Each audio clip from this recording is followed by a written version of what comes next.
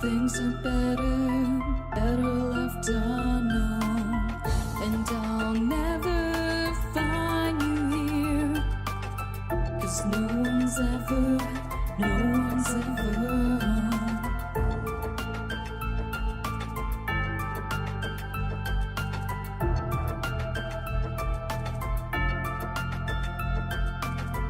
Oh, what a widow, a peaceful spider. When the glass is clean, she's a sneaky hider.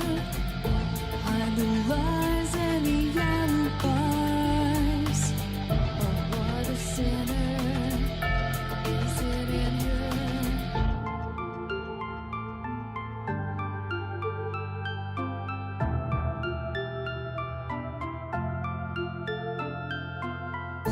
What's the truth in this riddle? Is love really just this simple?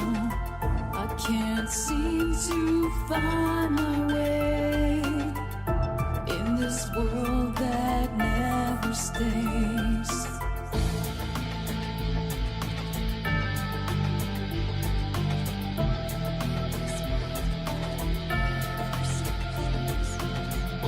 What a widow, a peaceful spider. When the glass is clean, she's a sneaky hider. Hide the lies and the alibis. What a sinner, is it in her?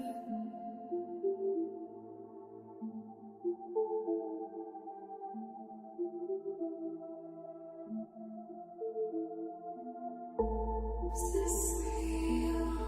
Just illusion? I'm lost in the wonderland of confusion.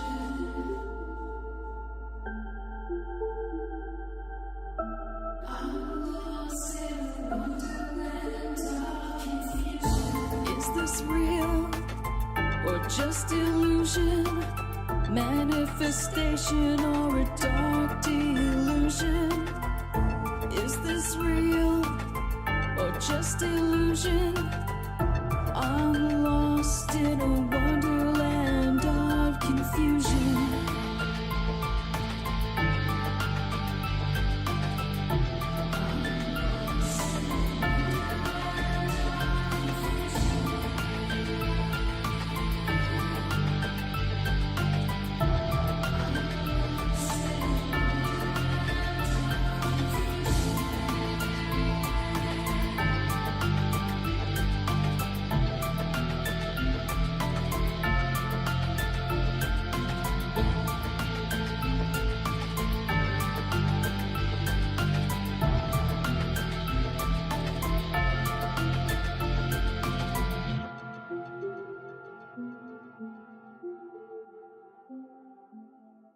This is Cynthia Sue Larson with Reality Shifters and the International Mandela Effect Conference, and you're now listening to Dark Wolf's Den Show on Ripon Common Sense Radio.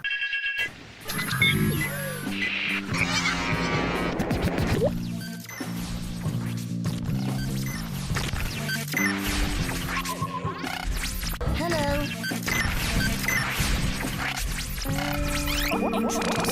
Lasers. Hello.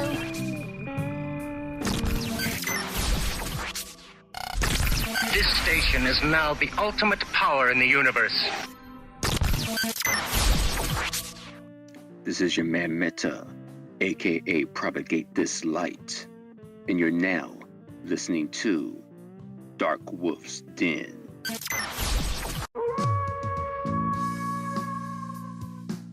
Are ghosts real? We had 1,000 hours of continuous communication with the spirit world. Does time travel actually exist? The laws of physics seem to be compatible with time machines. You know, sometimes I wonder about reincarnation. Don't you?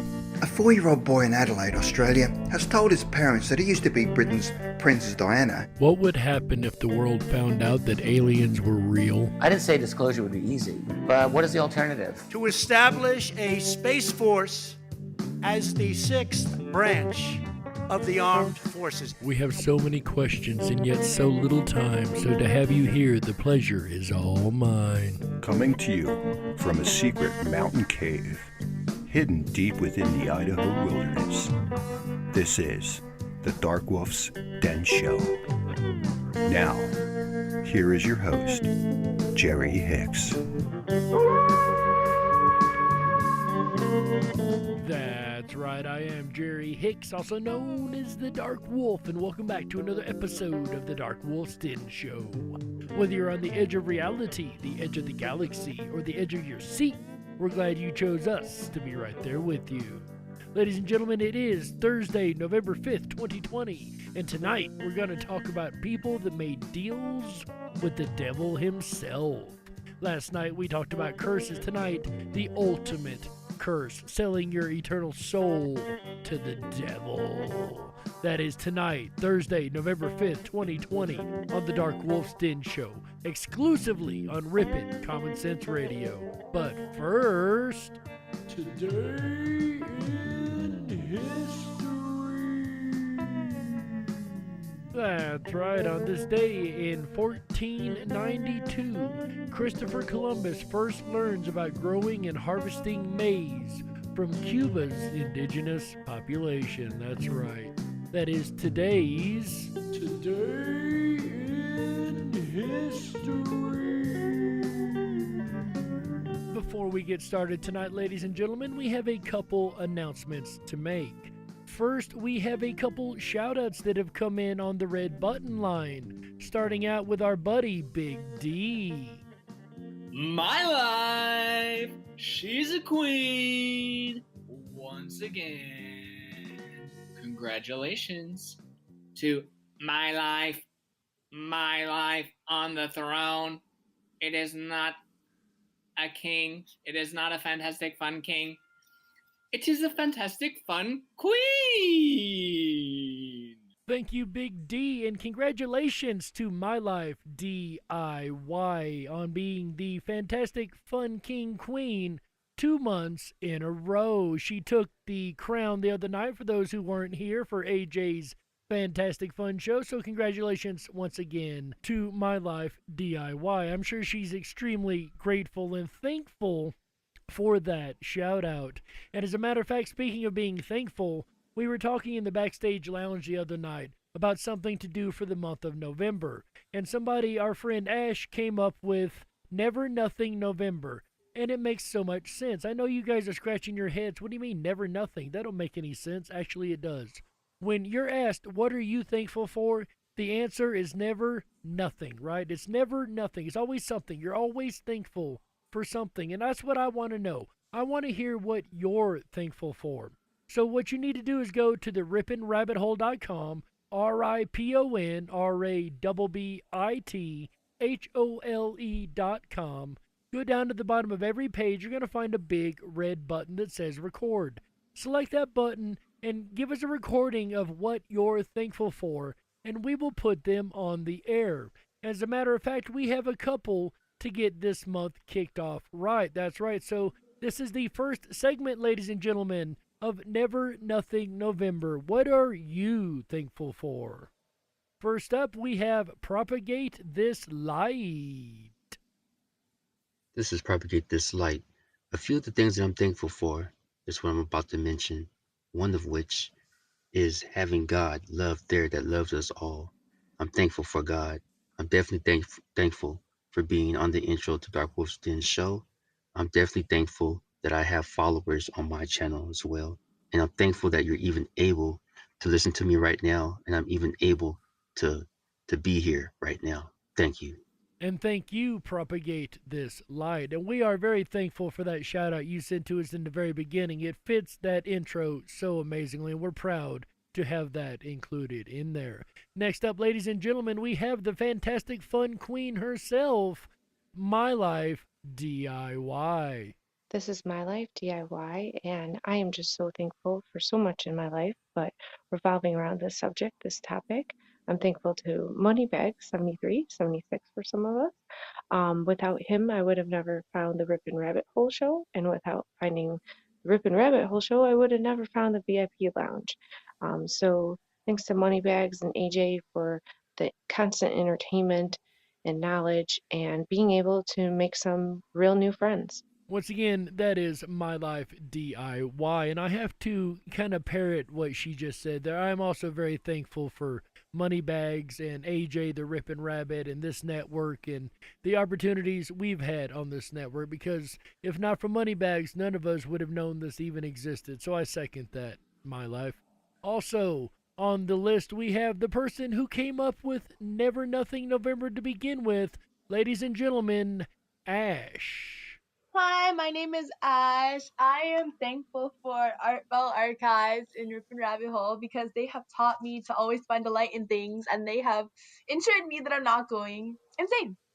And I love the paranormal, and they have taught me a lot about that. And it's really nice to find a place that I can relate to and find a actual family. So I am very thankful for everyone that Arthur Bell has inspired and everyone at Ripon Rabbit Hole. And thank you, Ash. I must agree, I am very thankful for the opportunities I've got here at the Ripon Rabbit Hole and the ability to speak to you guys every week and really touch you guys in ways that I'll never even begin to understand. So I am thankful for that, and I really appreciate that. And ladies and gentlemen, that is the end of this week's Never Nothing November. If you want to be a part of Never Nothing November, it's really easy. Just go to the riponrabbithole.com. That is RIPONRABBITHOLE.com. That's right. Over there, you're going to find a big red button at the bottom of every page. Hit that button, it'll automatically start recording. You can record a 30-second greeting to send to us here, telling us your name or even your internet name and what you're thankful for. And we will gladly get that on the air as part of next week's segment. We look forward to hearing from everybody and all the amazing recordings we're going to get this week. Without any further ado, ladies and gentlemen, with that said, let's get this show started. You're still out here doing these songs, you know, you're still on tour. I do, but I don't take it for granted. Why do you still do it? Why are you still out here? Well, it goes back to the destiny thing. I mean, I made a bargain with it, you know, a long time ago, and I'm holding up my end. What was your bargain? To get where I am now. Should I ask who you made the bargain with? with you know, with the chief commander. On this earth? And on this earth, and then in the world we can't see. And that is, of course, a snippet from an interview on 60 Minutes with the great Bob Dylan. That's right, admitting that he made a deal with something long ago. He called it destiny, but long ago he made a deal to get where he was at the time of that interview, which was a pretty big spot. And ladies and gentlemen, would you make a deal with the devil for your eternal soul? If you could get everything you ever wanted, fame, fortune, the whole 9 yards, the knowledge of the world, would you give up your eternal soul for that? I know I wouldn't, right? If the devil showed up and offered me everything in the world that I could get, I don't think that I would do that. So we called the episode Let's Make a Deal. Let's make a deal, ladies and gentlemen. Let's make a deal that we will never sell our eternal souls to the devil for fame, fortune, riches, or pretty much anything. Some of us may just want a comfortable life, right? I mean, some of us may just want to be bill-free and just to live comfortably. Some of us may want to live in a mansion, but would we give up everything in the next world just to have niceness in this world? Unfortunately, there are those that have decided to do just that, and these are the case files that we're going to hear tonight. And here to start us off this evening is, of course, the paranormal scholar once again to tell us about the first person in history to have ever been offered a deal by the devil himself. Ladies and gentlemen, the paranormal scholar. According to scripture, Jesus himself was offered the greatest bargain of all by the devil when he fasted in the desert. The devil stated that he could give to Jesus all man's authority and splendor, proclaiming that it has been given to me, and I can give it to anyone I want to. If Jesus agreed to worship the devil, it would all be his. Jesus refused to be tempted and said no. But Jesus, of course, wasn't your common man either. However, it has been claimed in case files that there have been those that haven't resisted the temptation of the deal with the devil. Born Gerbert of Aurillac, Pope Sylvester II was a Renaissance man hundreds of years before the time, having been born in 946 and dying in 1003. He was a humanist scholar before there was even a term for it, being well read in classic literature and having been an early advocate for the use of the Hindu-Arabic numerals that we use today in a Europe that had no mathematical writing system. So far, he definitely sounds like a well-read and well-accomplished person. Amongst his many scholarly accomplishments, he is known for having reintroduced the abacus, an ancient calculating tool used before written numerals, to Europe, and is even noted for having constructed a hydraulic-powered brass organ which was hailed as having surpassed all previously built musical instruments. It was for this and other accomplishments that Gerbert was hailed as one of the preeminent scientists of his day. Alongside his fame as a scholar, however, was a belief that he was a sorcerer. It was whispered that he had acquired such occult knowledge during his time spent in the Iberian Islamic kingdom of Al-Andalus. In the 10th and 11th century, the kingdom of Al-Andalus was the most enlightened and prosperous kingdom in continental Europe, containing knowledge from across the vast contemporary Islamic world and of the ancient philosophers. To the Christian powers in the rest of Europe, this Arabic kingdom was not only an exotic place, but also a dangerous one. And as we've learned across the Ghost and Demons episode, the Christians named a demon as anything they didn't like. So of course this city was a place they didn't like, therefore it was the devilish, bad, demonic city, you know. Yet, even then, some Europeans, regardless of their religion, recognized Al-Andalus as the only place to acquire a true education. Such was this recognition that in the Christian monastery in Vic, Catalonia, there were many works imported from the enlightened kingdom. It was there that Gerbert acquired his first taste of Arabic culture. From here he would embark on his travels, journeying through the Muslim lands so as to gain the knowledge that would make him famous. Many tales of Gerbert's genius circulated during and after his lifetime. In the 12th century, the English monk historian William of Malmesbury wrote that during his time in Al-Andalus, Gerbert acquired a book of spells from an Arabic philosopher. You always know the story is going to get interesting when a book of spells comes into play. Contained within this book, it was said, was the knowledge to subdue the devil. According to Malmesbury, the philosopher refused to part with his beloved book. He would sleep with it under his pillow so as to protect it. Most people nowadays sleep with a weapon under their pillow or their phone, but this guy had a book under his pillow. That had to be a really lumpy pillow. Gerbert, however, was determined to possess this great tome, so he seduced the man's daughter and learned of its whereabouts. It was then just a simple matter of getting the philosopher drunk and stealing the book. Why do I have the distinct feeling that this is not going to end well? Yet the philosopher was cunning and had the knowledge to track all things on earth or water. So you would think it should be no problem to track this guy back down and retrieve the book, right? Well... Gerbert, however, was wiser still, and was able to trick the man and escape by hanging off a wooden bridge and thereby touching neither earth nor water. I gotta say, that is a pretty slick move right there. With the book now in his possession, it is said that Gerbert was able to contact demons and sell his soul to the devil. This is how, at least according to legend, Gerbert gained the papal throne. Yeah, you heard that right. He was able to gain the Pope the papal throne, the position and office of Pope, thanks to the devil himself. Check this story out. According to the tale, there was a caveat to Gerbert's diabolical pact. Should he ever hear Mass in Jerusalem, then the devil would come to claim him. What an interesting caveat. If he should ever hear Mass in Jerusalem, the devil would come and get his prize. Now, that's one weird caveat, but it gets even weirder.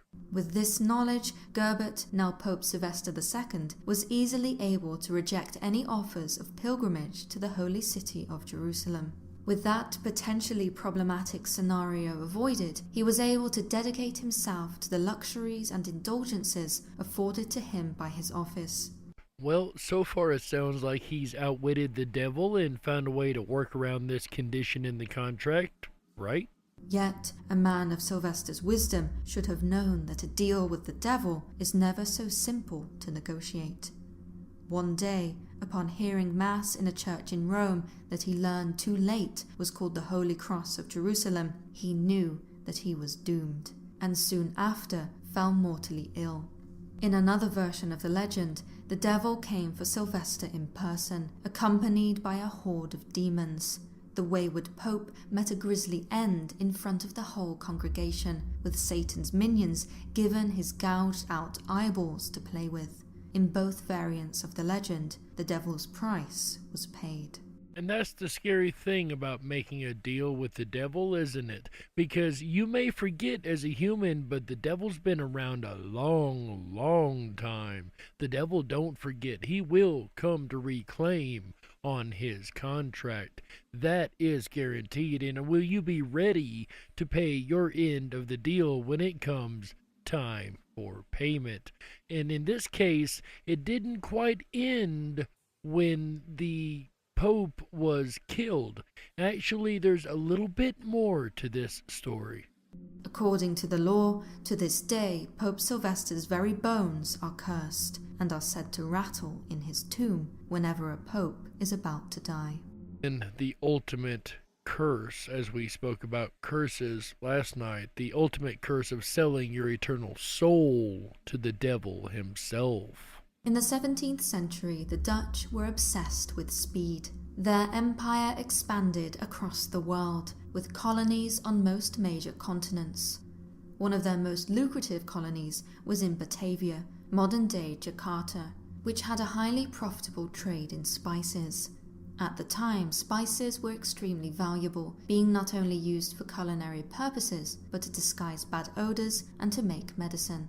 And as we know, the more exotic the spice, the more it was worth to the royals especially, because the spice trade, as we learned in school, at least I learned in school, was the major trade for many, many years, and that's why they went out sailing to begin with, was to try to find exotic spices that may have different medicinal uses and things like that other than what they had available at the time.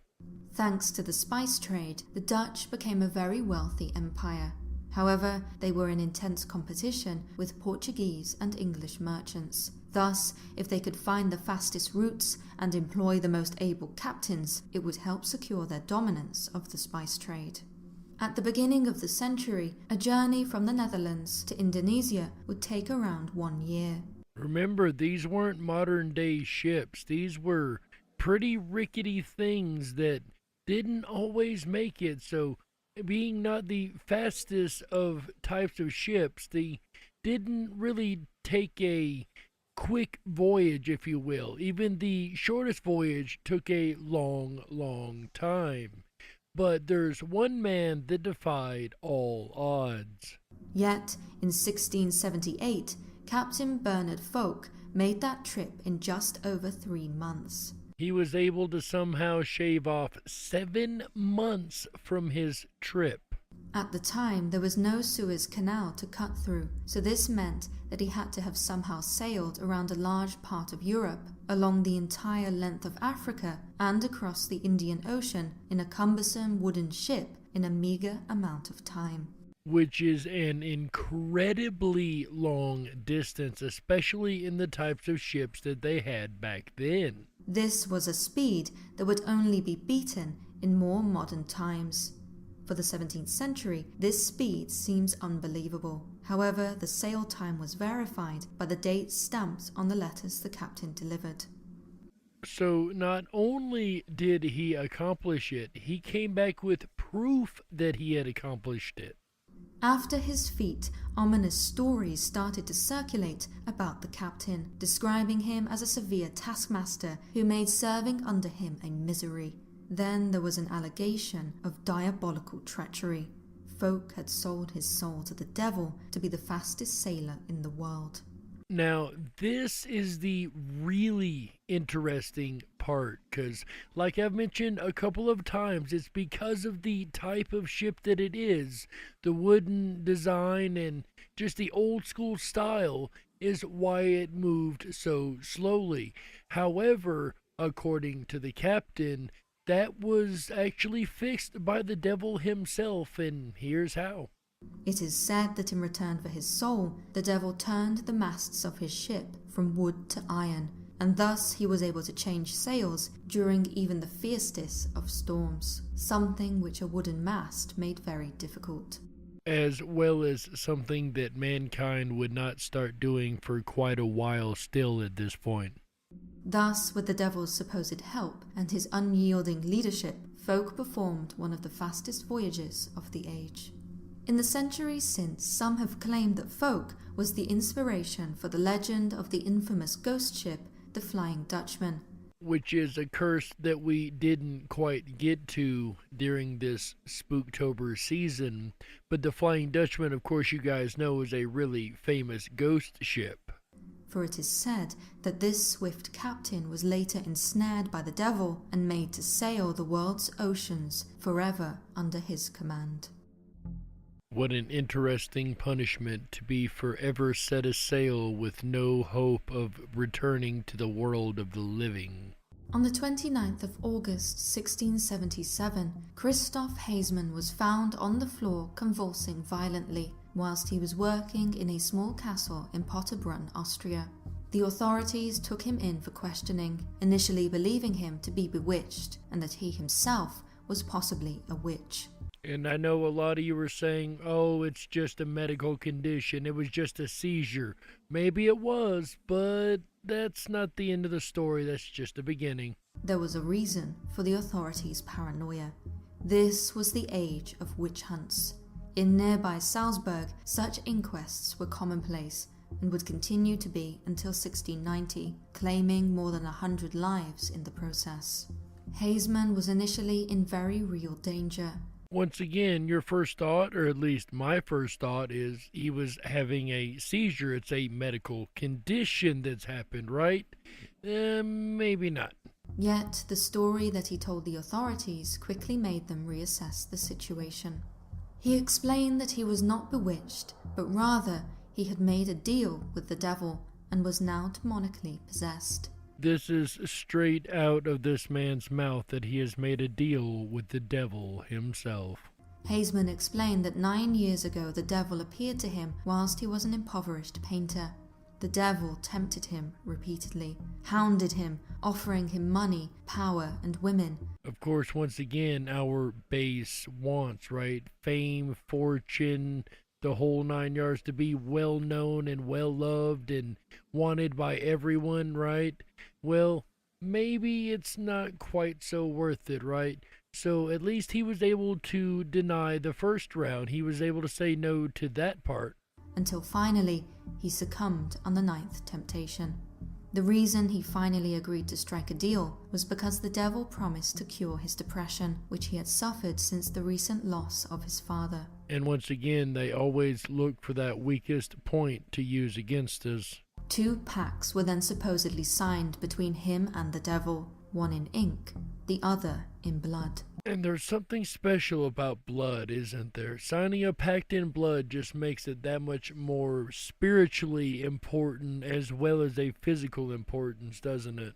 Haseman pledged in those agreements that in return he would give himself, body and soul, to the devil in 9 years' time on the 24th of September. At the time of his arrest, this was only a few weeks away. When the local Catholic priest Leopold Braun heard Haseman's story, he took pity on him, describing him as a miserable man. The priest wrote to a nearby abbey and asked them to assist him. They, in due course, accepted Haseman, and the monks there started to perform severe exorcisms. I love how it stated severe exorcisms. That means multiple. Haseman was dutifully penitent and did everything they told him. Yet, at midnight on the 8th of September, he met the devil again. The monks attested that, whilst holding him in a state of agony, Haseman freed himself and ran to their chapel, only to return with a piece of paper some time later. Haseman claimed that the piece of paper was the contract written in blood many years ago. He said that he had snatched the accursed pact from the very claws of the devil, who appeared to him in the form of a winged dragon. And yes, I will also admit this story is getting incredibly wild, but we do know that the form of the dragon is mentioned in the Bible as a form that Satan does like to take. The monastery popularized his case as a miracle. However, it was not to last, for by the 11th of October, Haseman's convulsions were back. Not only that, they were worse than ever, sometimes leaving him entirely paralyzed.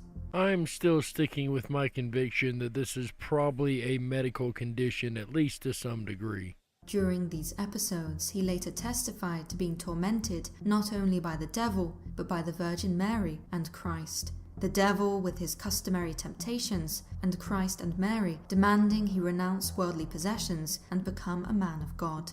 That would drive me absolutely insane, whether it was real or happening in my head. Either way, to have the devil, Jesus, and Mary, all three yelling at me at the same time, I think I'd probably lose my mind either way at that point anyway.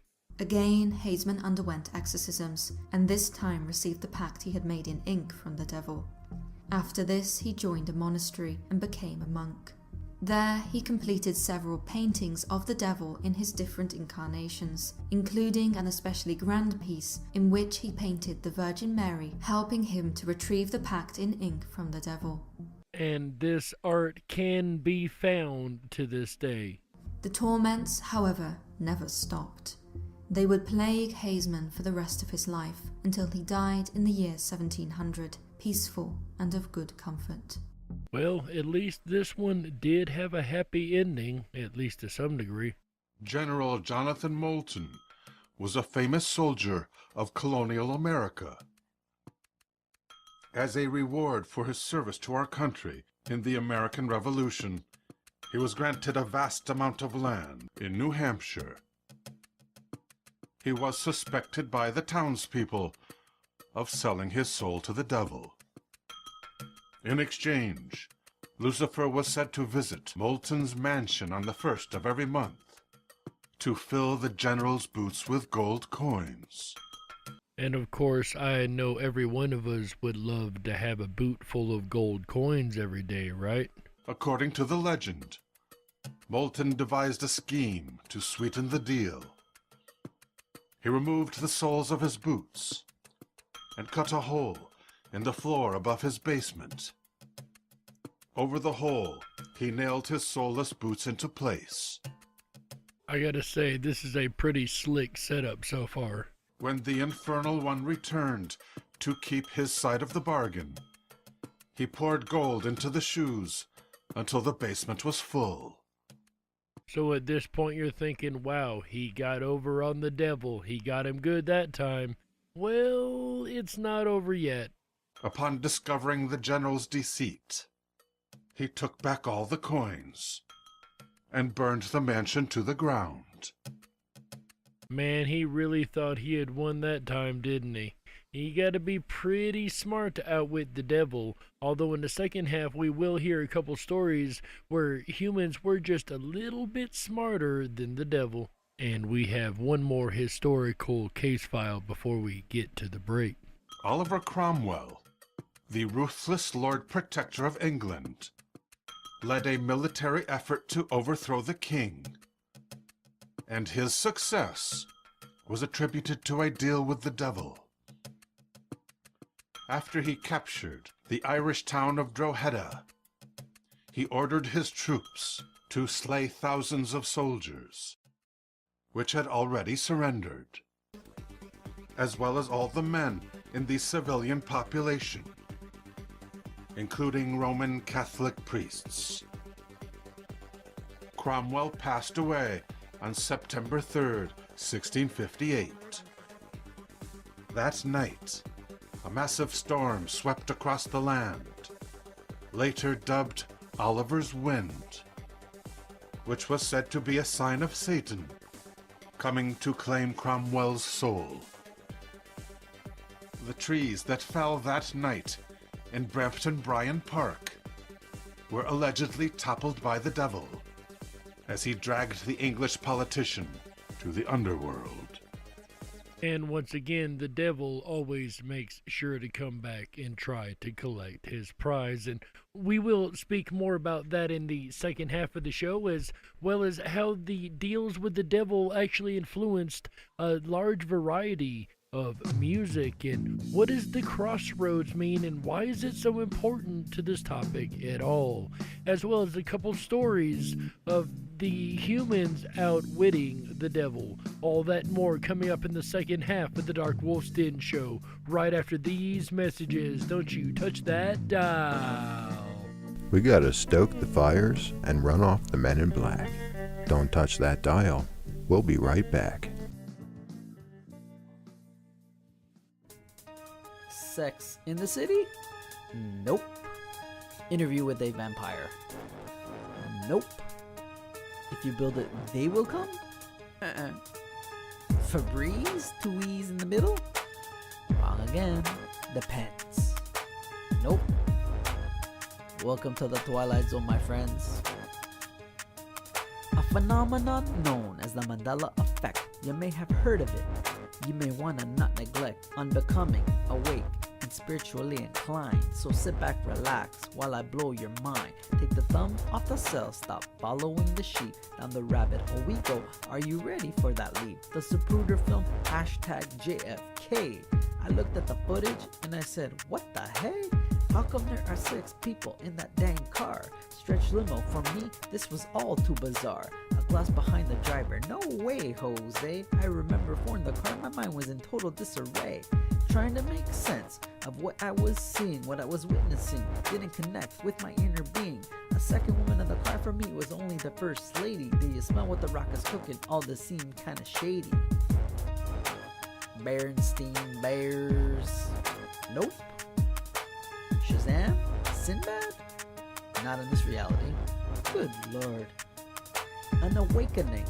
Was it all a revelation? The naysayers and skeptics call it confabulation. They say we misremembered and call us bat crazy. Did you smoke a doob? Maybe that's why it's a little bit hazy. Unless you experience it, you'll never know. But enough of that. On with this Mandela Effect flow. Mandela Effect in the house. What in the world happened to Ed McMahon? In this reality, Publishers Clearinghouse was not a fan. Never the spokesperson, but we remember it clear as day. McMahon holding that check while the winner yelled out, yay! American Family Publishers, never heard of them until now. This Mandela Effect has me raising the people's eyebrow. So many theories on what it could be. Have you ever heard of CERN and the LHC? Luke, I am your father. Nope. Sally Fields? Nope, wrong again. That stands for the Large Hadron Collider. I thought I would mention. You know, the machine that opens up portals into different dimensions? You're probably thinking that this is all science fiction, but you gotta think outside the box and have no restrictions. Alternate realities and parallel dimensions. Okay, I get some of your apprehensions. Could this all be a spiritual evolution? Cause the human race has grown tired of this toxic pollution. Mandela Effect in the house. No, you're not going crazy. Some people, they just don't understand. That's just the way it is. You know? Stay strong, my friends. That's just the way it is. Dolly has no braces? Are you serious? Good lord. Joel Olstein. Oh wait, Joel Osteen. So what the heck happened to the L? Oh my gosh. Oh, this is definitely the Twilight Zone. This is crazy. Anyhow.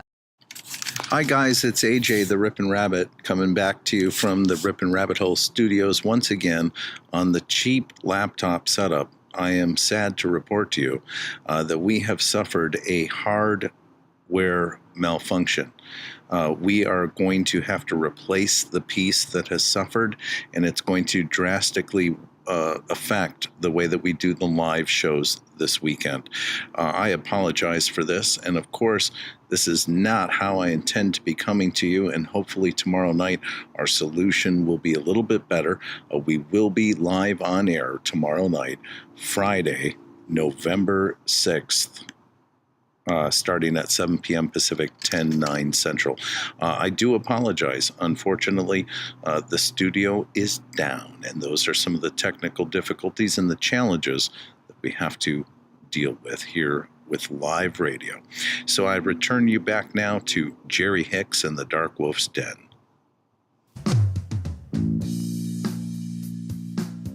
If you were meant to be controlled, you would have come with a remote, but you didn't.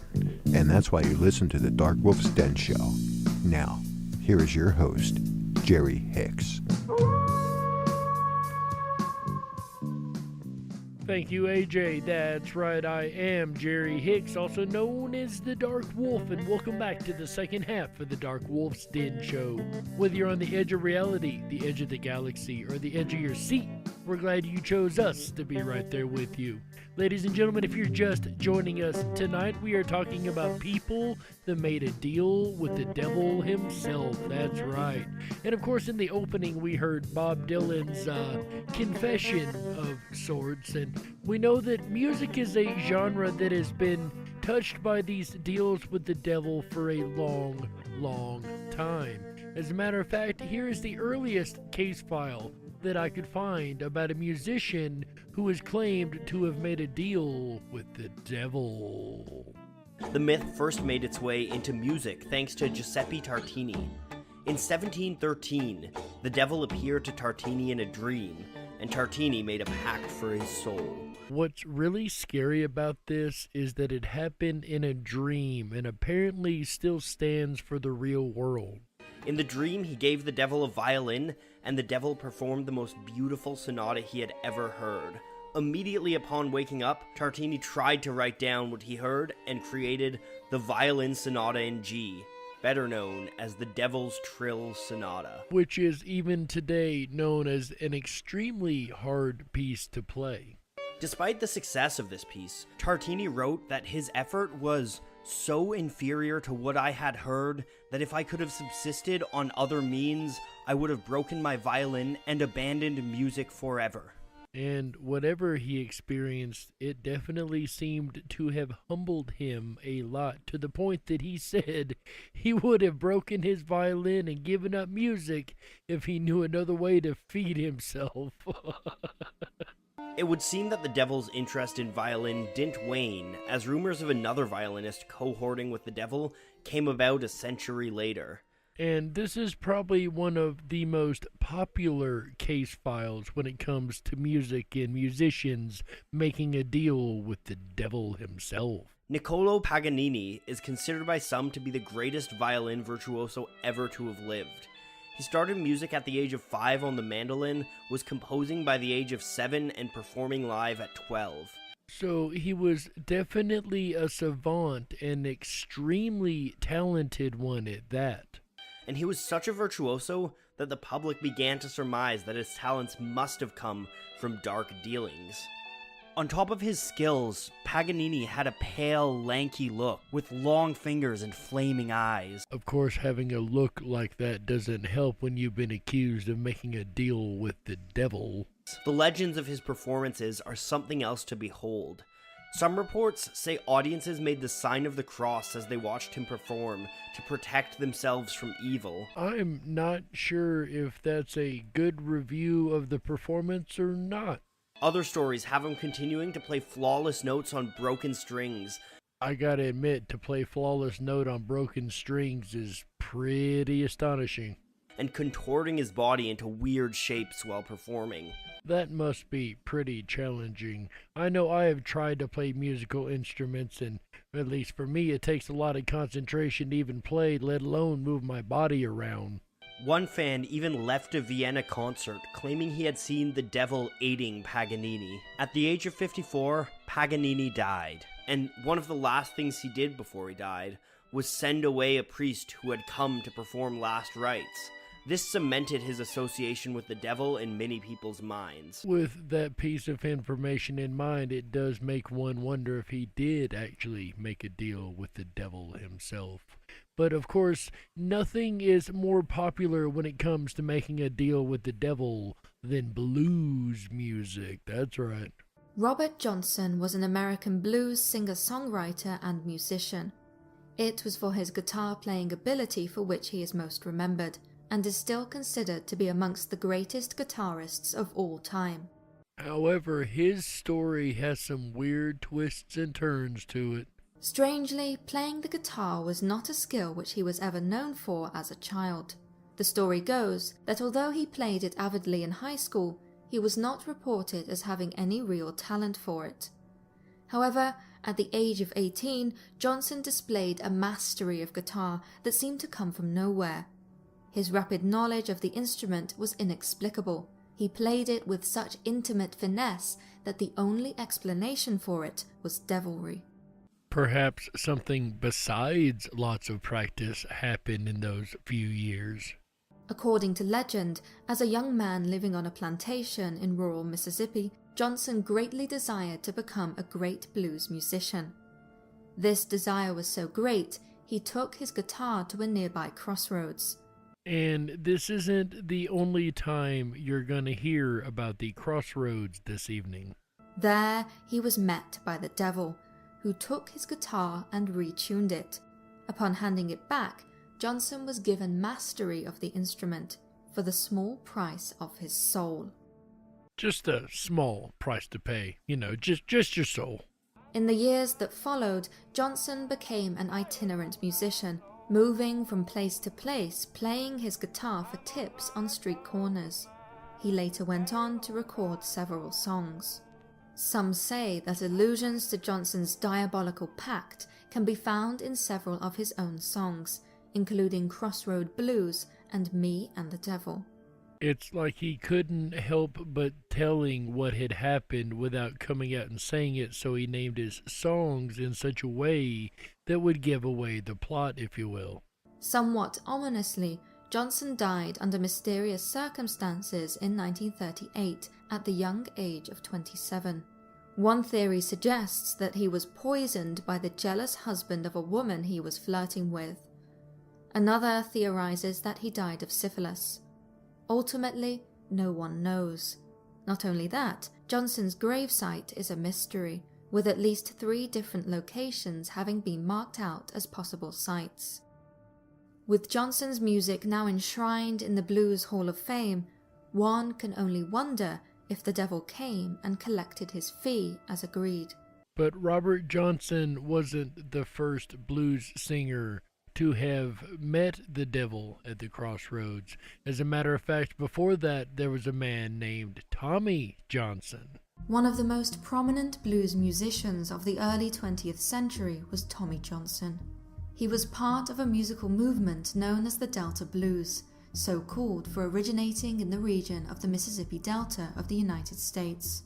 This movement was also known by another name, the Devil's Blues, for many believed that the music and its artists were closely associated with the devil. Some had even come to believe that artists, like the unrelated blues musician Robert Johnson, had to have sold their souls in order to gain such mastery over the guitars which made them famous.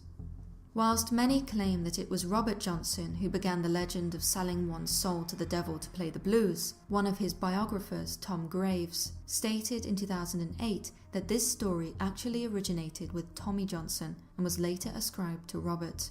So whether the story actually happened to Robert or Tommy, though I believe Tommy came first and then Robert, but at either degree, Here is more details on this story. And Tommy was indeed a perfect candidate for such a damnable pact.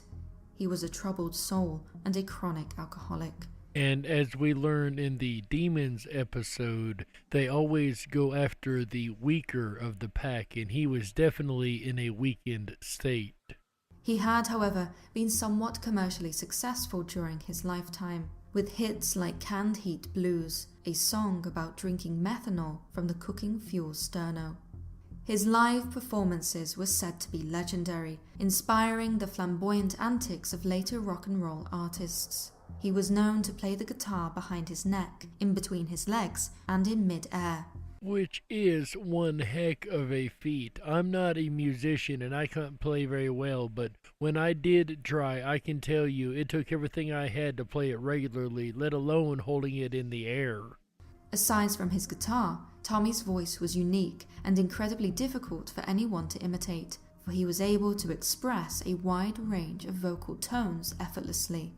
People at the time started to believe that such great ability must have come from the devil himself. This idea became all the more popular when Tommy himself began to confirm the claim. Now, it makes it really hard to argue when the person themselves confirms the claim, but here's what Tommy had to say. Sometime after Tommy's death in 1966, his brother Ledell Johnson stated in an interview with Tommy's biographer, David Evans, that Tommy had in fact told him about his pact with Satan personally. Not only that, Tommy has supposedly described how anyone could sell their soul to the devil. I must interject right here and say once again that I do not condone the idea of selling one's soul to the devil. I know I don't think I should have to say that, but you never know. So, yeah, I do not condone such a thing. But with that said, you guys remember a moment ago we heard about the crossroads. Well, here's a little bit more information on the crossroads. Now, if Tommy was living, he'd tell you. He said the reason he knew so much was because he sold himself to the devil. I asked him how. He said, if you want to learn how to play anything, you want to play and learn how to make songs yourself, you take your guitar and you go to where a road crosses that way, where a crossroads is. Get there. Be sure to get there just a little before 12 that night, so you'll know you'll be there. You have your guitar and be playing a piece there by yourself. A big black man will walk up there and take your guitar and he'll tune it, and then he'll play a piece and hand it back to you. That's the way I learned to play anything I want. Now that is an interesting story. I don't think I'll be finding a crossroads to be standing at anytime soon at midnight, but that is very intriguing just the same. Ledell Johnson had been a blues musician himself, occasionally performing alongside his brother. In his older years, something about the music and his lifestyle made him turn to the church and become a man of God, believing, like many in the area, that blues was the work of the devil. Whilst Tommy only left behind a small number of recorded works, they are considered masterpieces, with the vinyl records he released at the time now considered precious treasures. In 2013, one of his original singles sold on eBay for over $37,000, making it the most expensive 78 RPM record ever sold at the time. It would seem that at least in the case of Tommy Johnson, the devil certainly held up his end of the bargain. It would seem that way indeed, and that is an incredible price to pay for an album, isn't it? That's somebody with more money than they got sense, right? But, you know, there are a couple more stories I would like to get to tonight. They're kind of honorable mentions, if you will. These are a couple, at least these couple first stories are stories where humans kind of got over on the devil. They came to make a deal and then was able to renege in such a way that the devil was not able to get them back. So these are some really intriguing stories and kind of funny. Actually, you guys might quite enjoy these, so check this out. In the 10th century, the religious fate of England was safeguarded by Dunstan, a pious and charitable clergyman who held many important ecclesiastical positions throughout his life. According to legend, Dunstan encountered the devil numerous times. The most famous of these encounters occurred whilst he was living as a hermit in a cell at Glastonbury.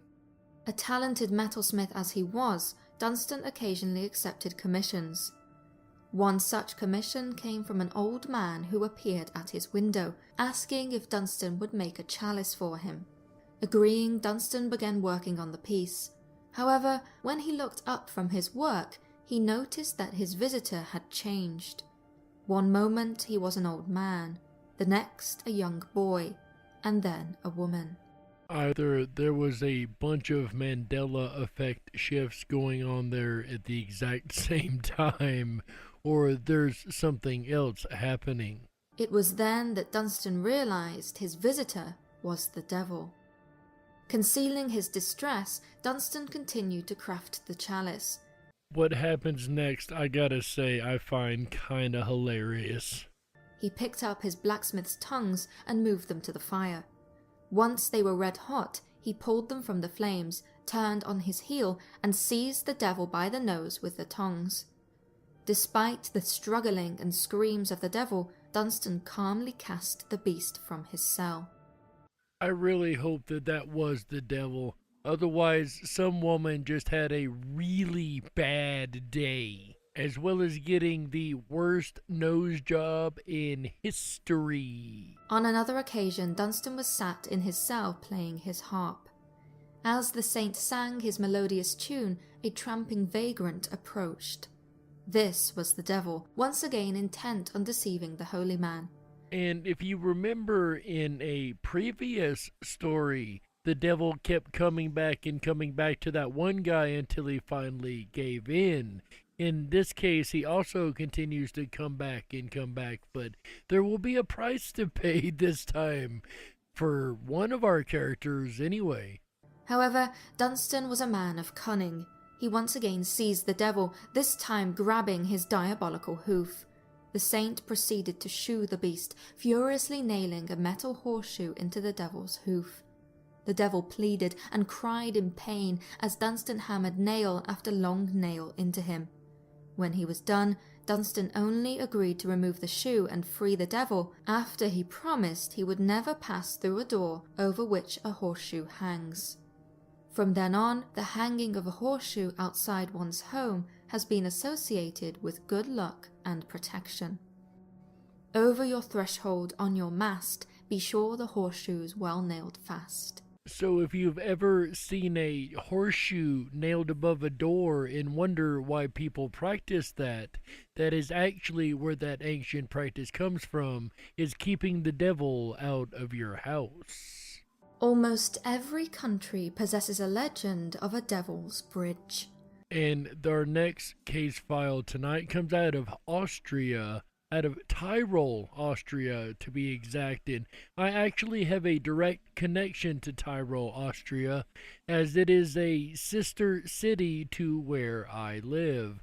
As a matter of fact, the regular job that I have is actually very much connected to the Tyrol area of Austria. So this is going to be an interesting case file for me because, like I said, I have a personal connection to this area, although I have never personally visited it. In this respect, the Tyrol region of Austria is no different. Legend reports that, one day, a village in the valley of Montafon had their bridge swept away by an overwhelming torrent. The villagers were justifiably concerned, for they depended upon that passage to pass to and from Schroons on the other side of the river, from where they traded and purchased their supplies.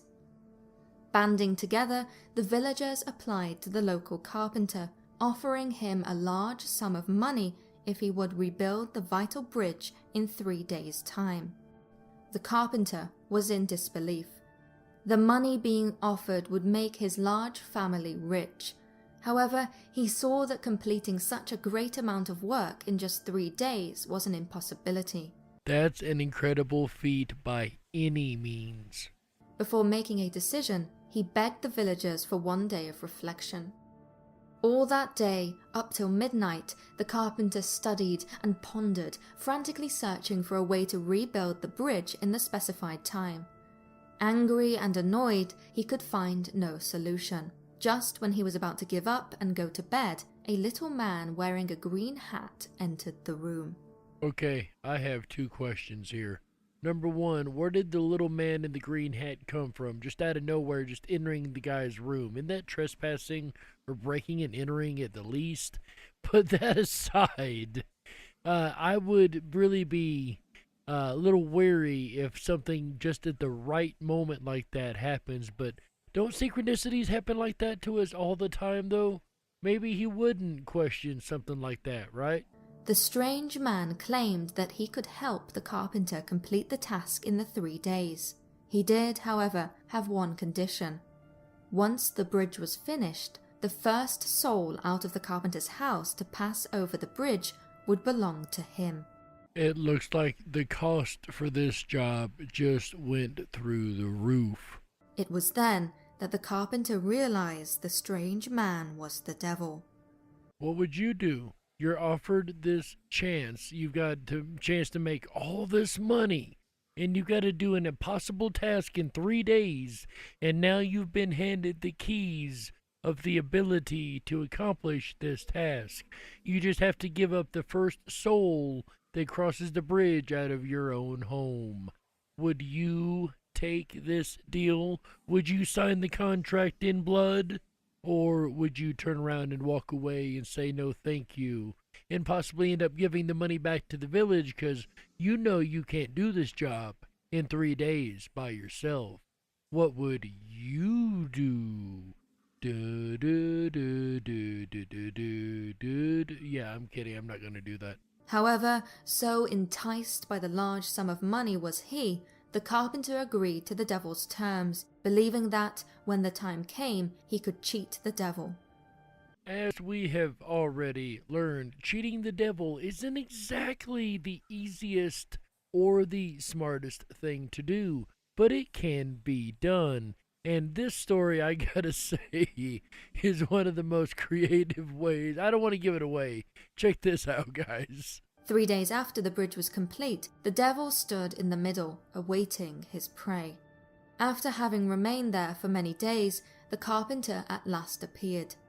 Sensing his payment was close at hand, the devil jumped with joy. Here it comes. It's time to pay the piper, if you will. So what will he do? What will the carpenter do? Will he give himself up, or does he do something else?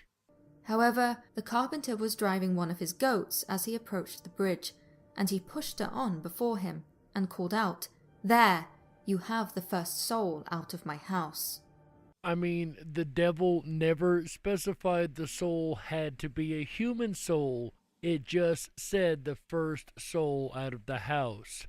And it's interesting because it doesn't bring into question the animal having a soul here, because the devil clearly knows it does at this point, because he knows he's been tricked and he has no way but to take this end of the contract, because it's, something he would do. He spoiled the contract by fulfilling it. In a fit of rage at having been so deceived and humiliated, the devil seized the goat by the tail and dragged her across the bridge. So hard did the devil handle the creature that her tail came out. Laughed at and mocked by all who saw him with the goat, the devil took off. It is said that since the day the carpenter outsmarted the devil, all goats have had short tails. It looks like sometimes you can make a deal with the devil and get away with it, but that is a very rare case. But what would you guys do? What do you guys think? Would you make a deal with the devil?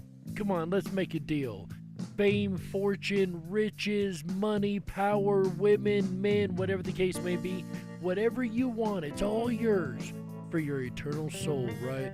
I would not in the world give up my eternal soul just in case that really is an issue. But what do you guys think? Would you make a deal with the devil if the devil walked up to you? Or if you were a musician, would you go to the crossroads and make a deal with the devil? If the devil come up to you and offered you everything you had ever dreamed of, would you make a deal with the devil? Or would you use a little bit of common sense and turn away? In the end, ladies and gentlemen, especially in this case, you'll be the judge. We got to close it out. That's right, that's it for this episode of the Dark Wolf's Den Show for Thursday, November 5th, 2020. We appreciate every last one of you guys being here, whether you're on the edge of reality, the edge of the galaxy, or the edge of your seat.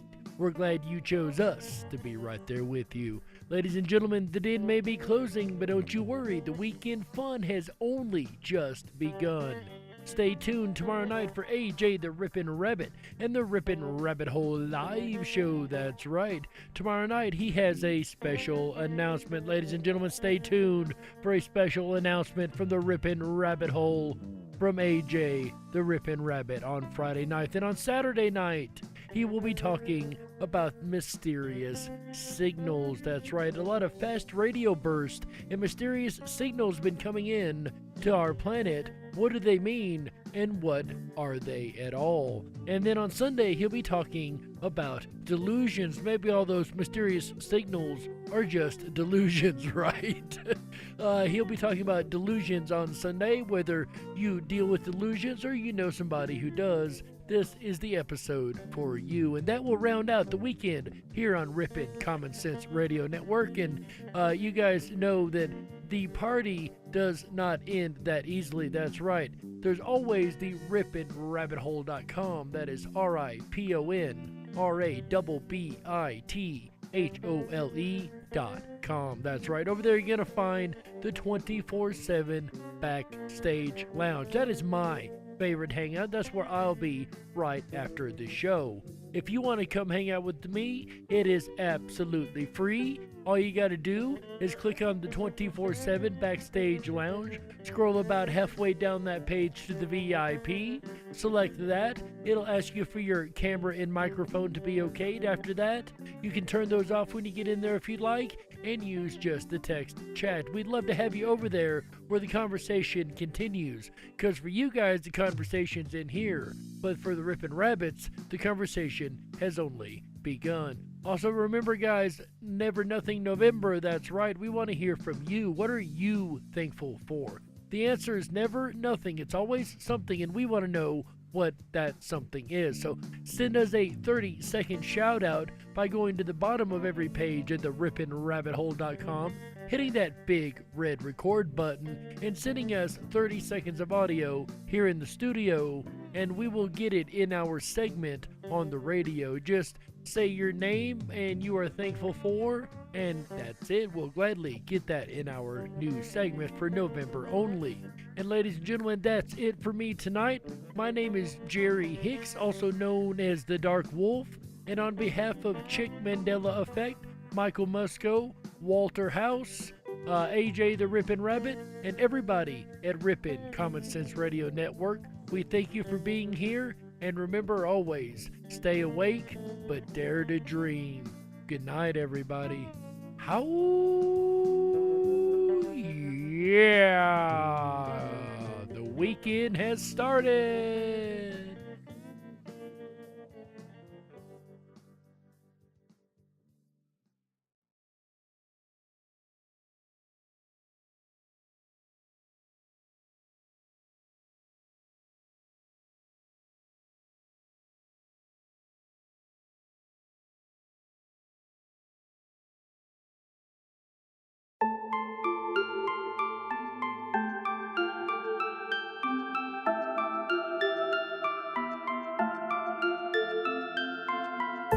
Unlocked and into the dark. Some things are better left unknown. And I'll never find you here, 'cause no one's ever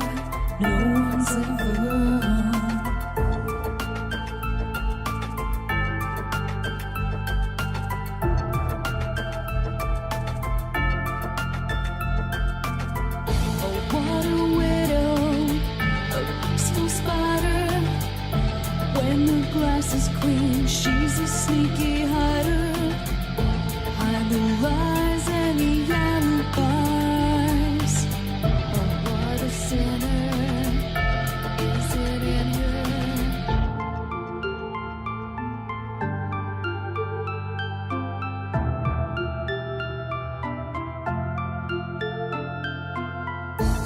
What's the truth in this riddle? Is love really just this simple? I can't seem to find my way in this world that never stays.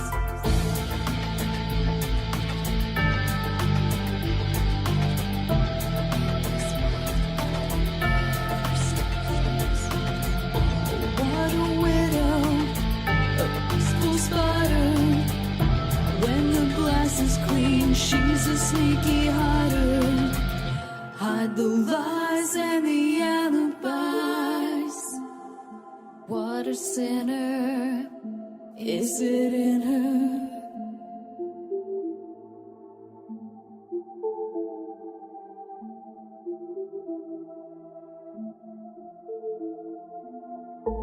Is this real? Just illusion? I'm lost in the wonderland of confusion.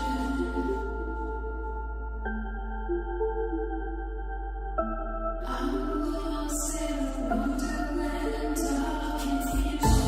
Is this real or just illusion? Manifestation or a dark delusion? Is this real or just illusion?